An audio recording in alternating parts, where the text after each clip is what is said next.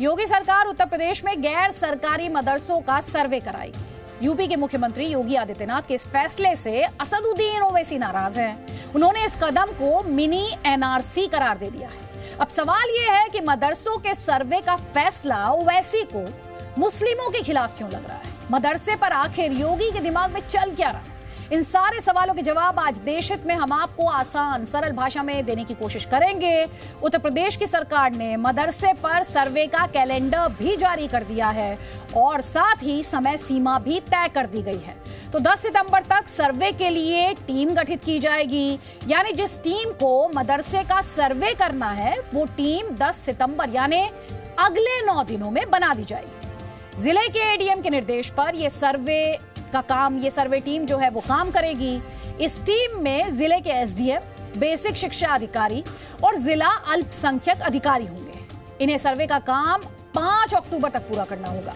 10 अक्टूबर तक सर्वे की रिपोर्ट जिला अधिकारी के पास जाएगी और 25 अक्टूबर तक जिला अधिकारी सर्वे रिपोर्ट यूपी सरकार को सौंप देंगे।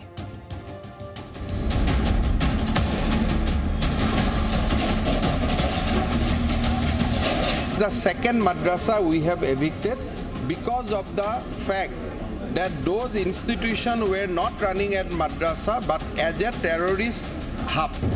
लोगों को डराना और उनके अंदर भय पैदा करना, तो वो तो करेंगे। पार्टी है, रूलिंग पार्टी है। ये छोटा एनआरसी है, ये छोटा एनआरसी है।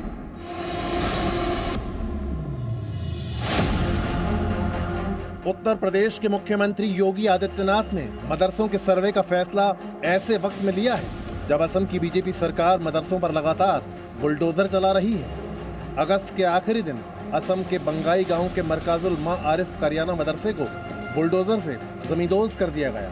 इस मदरसे में 224 बच्चे रहते थे जिन्हें रातों रात हटाया गया। प्रशासन के मुताबिक ये मदरसा सरकारी नियमों के मुताबिक नहीं बना था। इससे पहले मोनिका और ग्वालपाड़ा में जिहादियों के कनेक्शन के आरोप में 2 मदरसे तोड़े गए। ऐसी तस्वीरों को देखकर यूपी में भी मदरसे से जुड़े कई लोगों को डर सता रहा है। उनके मन में सवाल है कि कहीं असम की तरह उत्तर प्रदेश में भी मदरसों पर बुलडोजर चलेगा। क्या योगी सरकार मदरसों को निशाना बनाने के लिए सर्वे करा रही है? खुद को मुस्लिमों का रहनुमा बताने वाले AIMIM के अध्यक्ष असदुद्दीन ओवैसी योगी सरकार के सर्वे को मुस्लिमों के खिलाफ साजिश बता रहे हैं। ये सर्वे जो है गलत है और गलत इसलिए है, ये सर्वे उत्तर प्रदेश के मदरसा एजुकेशन बोर्ड के रजिस्टर्ड नहीं है। ये प्राइवेट मदरसे हैं, अनएडेड है, सरकार से इनको कोई ग्रांट नहीं मिलती है। तो आपको इसका सर्वे करने का मकसद क्या है? भारत के संविधान में आर्टिकल 30 के तहत कोई भी माइनॉरिटी अपने पसंद के एजुकेशन इंस्टीट्यूट को खोल सकता है।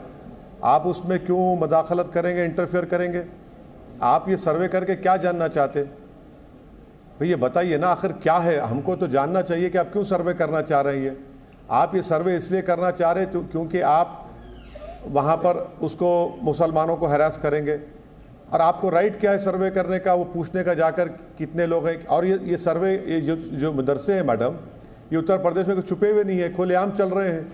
मगर आप सर्वे करने का आपका मकसद क्या है? आपका मकसद एक ही है कि हैरास करना, फिर आप बोलेंगे नहीं ये मत पढ़ाओ वो मत पढ़ाओ। ओवैसी ने मदरसा सर्वे को छोटे एनआरसी का नाम दिया और कहा कि इसका मकसद सिर्फ और सिर्फ मुसलमानों को परेशान करना है। लखनऊ में जितने प्राइवेट स्कूल हैं सर्वे कराइए और फिर असदुद्दीन ओवैसी को बिठाइए। आप वहां पर नहीं करवाएंगे। आप सिर्फ मुस्लिम समुदाय के खिलाफ नफरत करते हैं, इसीलिए आप सर्वे कराएं, उसके बाद हरास करेंगे आप। भाई लखनऊ में जितने प्राइवेट स्कूल हैं कराइए, चलिए ली मार्टी ने कराइए, वहां पर करवाइए ना। हम कौन रोक रहा है आपको? आप वो नहीं करवाएंगे। उत्तर प्रदेश की सरकार सिर्फ टारगेटेड मुस्लिम कम्युनिटी को टारगेट करने का एक मकसद बना, इसलिए मैंने उसको कहा है कि छोटा एनआरसी है ये। योगी सरकार ओवैसी के आरोप से इत्तेफाक नहीं रखती। यूपी सरकार के मुताबिक मदरसों का सर्वे इसलिए कराया जा रहा है ताकि मदरसे के बारे में पूरी जानकारी मिल सके। मदरसे कौन चला रहा है, किस तरह की पढ़ाई हो रही है, वहाँ कितने बच्चे पढ़ रहे हैं, कितने शिक्षक हैं, मदरसे की फंडिंग कहाँ से होती है, मदरसा निजी मकान में चल रहा है या किराए के मकान पर, पानी बिजली शौचालय की सुविधा है या नहीं। देखिए, उत्तर प्रदेश में योगी सरकार अल्पसंख्यक समाज के हितों के लिए लगातार काम कर रही है और जो मुस्लिम युवा हैं, जो उनके लिए मदरसे हैं, उन मदरसों को अच्छी व्यवस्था हो उसमें और मदरसों के एजुकेशन सिस्टम और अच्छी हो, लगातार इसके लिए योगी सरकार काम कर रही है।